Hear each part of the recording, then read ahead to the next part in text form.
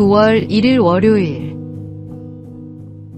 풍선을 띄우는 힘. 9월의 첫날. 새로운 시작을 맞이하며 우리는 어떤 마음가짐으로 이 달을 시작해야 할까요? 놀이동산에서 풍선을 파는 남자가 있었습니다. 파란색, 빨간색, 노란색 풍선들이 줄줄이 하늘로 올라가며 사람들의 시선을 끌고 있었습니다. 그때 한 흑인 아이가 조심스레 다가와 물었습니다. 아저씨, 나는 까만데 까만 풍선도 다른 풍선들처럼 저렇게 뜰 수 있어요? 남자는 미소를 지으며 아이의 손을 잡고 말했습니다.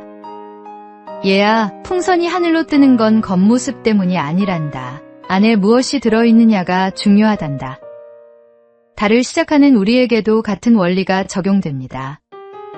새로운 달을 맞이하며 우리가 어떤 환경에 처해 있든 어떤 조건을 가지고 있든 중요한 것은 우리 마음 안에 무엇을 채우느냐입니다. 지난 8월의 아쉬움이나 실패가 아니라 새로운 소망과 감사로 마음을 채워야 합니다. 하나님께서는 우리의 외적 조건이 아니라 중심을 보십니다. 가을의 새로운 시작과 함께 믿음과 소망, 사랑으로 마음을 채울 때 우리는 어떤 상황에서도 하나님 안에서 높이 날아오를 수 있습니다. 이번 달도 내면의 힘으로 승리하는 복된 시간이 되기를 소망합니다. 오늘의 말씀. 사람은 외모를 보거니와 나 여호와는 중심을 보느니라. 오늘의 만나. 하나님은 겉모습이 아니라 우리의 중심을 보십니다. 오늘 당신 안에 무엇이 채워져 있는지 점검해 보십시오.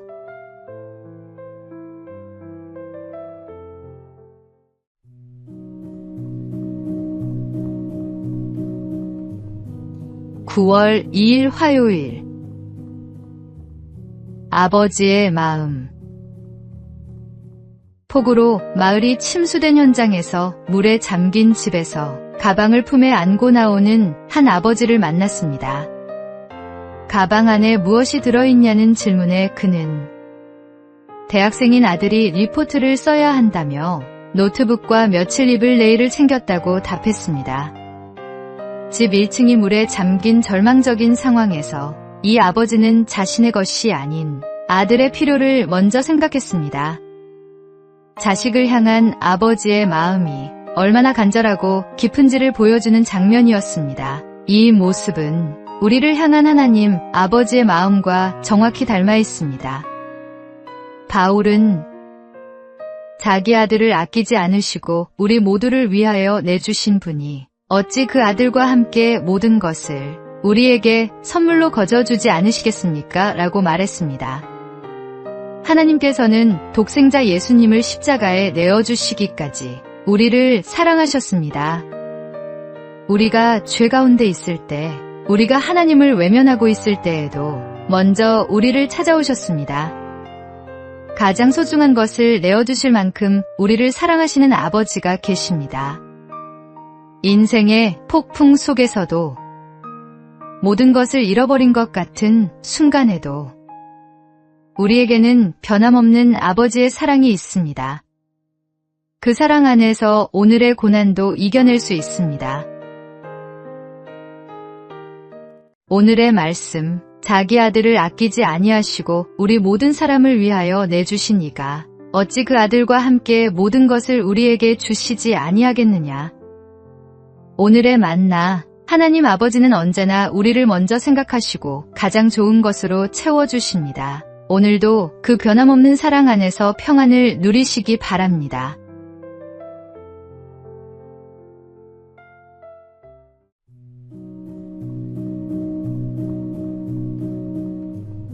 (9월 3일) 수요일. 시원한 커피에 담긴 따뜻한 마음. 강원도 춘천에서 일어난 작은 사건이 전국을 감동시켰습니다. 한 청년이 무더위 속에서도 시민의 안전을 위해 애쓰는 소방관들과 경찰관들을 보며 시원한 커피라도 사드려야겠다는 단순한 생각으로 민생회복 소비 쿠폰 18만 원 전액을 사용해 아이스 아메리카노 100잔을 구매했습니다. 2시간이 넘는 시간 동안 춘천소방서와 119 안전센터, 파출소를 직접 돌아다니며 커피를 한 잔씩 전달하는 그의 모습에서 예수님의 말씀이 떠올랐습니다. 누구든지 제자의 이름으로 이 작은 자 중 하나에게 냉수 한 그릇이라도 주는 자는 내가 진실로 너희에게 이르노니 그 사람이 결단코 상을 잃지 아니하리라 하시니라. 폭염 속 시원한 커피 한 잔이 바로 주님께서 말씀하신 그 찬물 한 그릇이었습니다. 이후 청년의 이야기를 들은 카페 사장님이 흔쾌히 동참했고 이 소식이 알려지자 커피점 본사에서는 청년과 사장님에게 각각 100만 원 상당의 선물을 보내기로 했습니다. 작은 선행이 더 큰 선행을 불러일으키는 아름다운 연쇄 반응이었습니다. 하나님의 나라는 거창한 일에서 시작되지 않습니다. 작은 친절, 작은 배려에서 시작됩니다. 주변에 수고하는 이웃을 향한 작은 관심이 세상을 따뜻하게 만드는 하나님 사랑의 통로가 됩니다. 오늘의 말씀. 이 작은 자 중 하나에게 냉수 한 그릇이라도 주는 자는 내가 진실로 너희에게 이르노니 그 사람이 결단코 상을 잃지 아니하리라 하시니라. 오늘의 만나. 하나님의 사랑은 작은 친절을 통해 이웃에게 전해집니다. 오늘 나도 누군가에게 찬물 한 그릇이 되어보시기 바랍니다.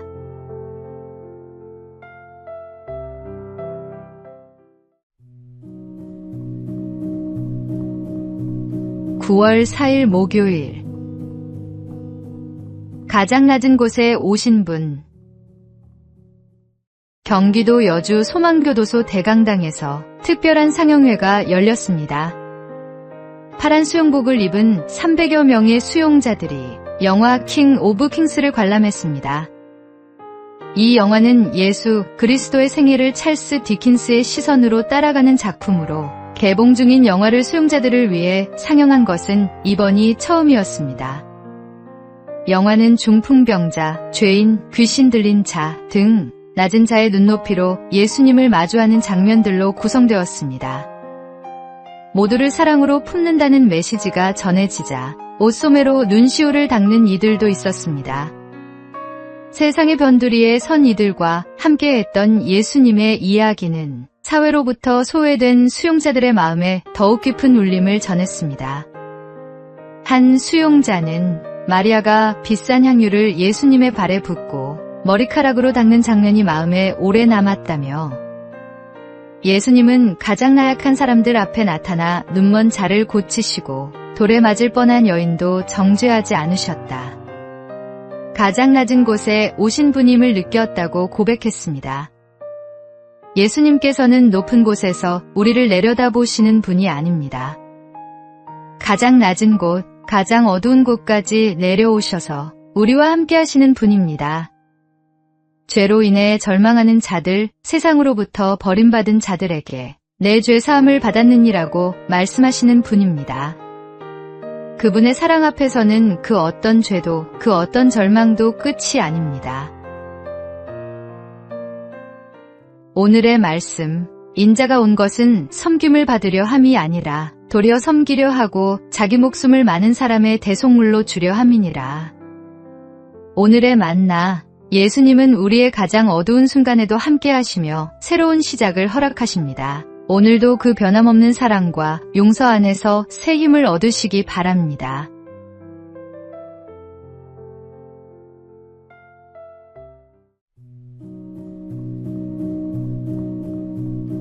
(9월 5일) 금요일. 암과 같은 죄. 암에 걸린 사람이 있었습니다. 의사가 서둘러 암세포를 제거하자고 하자 이 사람이 말했습니다. 갑자기 암세포를 전부 없애면 몸에 무리가 가지 않을까요? 일단 반만 제거해보고 그 다음에 조금씩 제거해보시죠. 이 사람을 제정신이라고 생각할 사람은 아무도 없을 것입니다. 그러나 이 암이 죄라고 생각해 보십시오. 이 정신 나간 사람의 모습이 종종 우리의 모습이 아닙니까?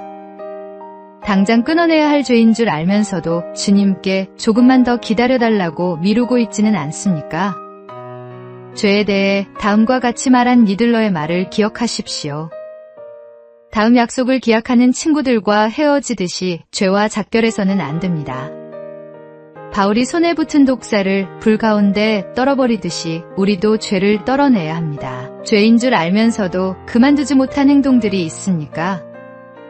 방 안에 핀 작은 곰팡이가 온 집 안에 퍼지듯이 죄는 처음엔 작아 보이지만 곧 산 전체를 뒤덮습니다. 지체하지 말고 죄를 회개하고 주님께 속히 돌아오십시오. 회개의 결단은 오늘이어야 합니다. 내일은 보장되지 않습니다. 죄가 우리의 삶을 점철시키지 않도록 지금 이 순간 마음에서 전부 떨어내십시오. 오늘의 말씀. 이와 같이 너희도 너희 자신을 죄에 대하여는 죽은 자여 그리스도 예수 안에서 하나님께 대하여는 살아있는 자로 여길지어다. 오늘의 만나. 작은 죄라도 방치하면 산 전체를 망칠 수 있습니다. 하나님 앞에 회개하며 깨끗한 마음으로 살아가십시오.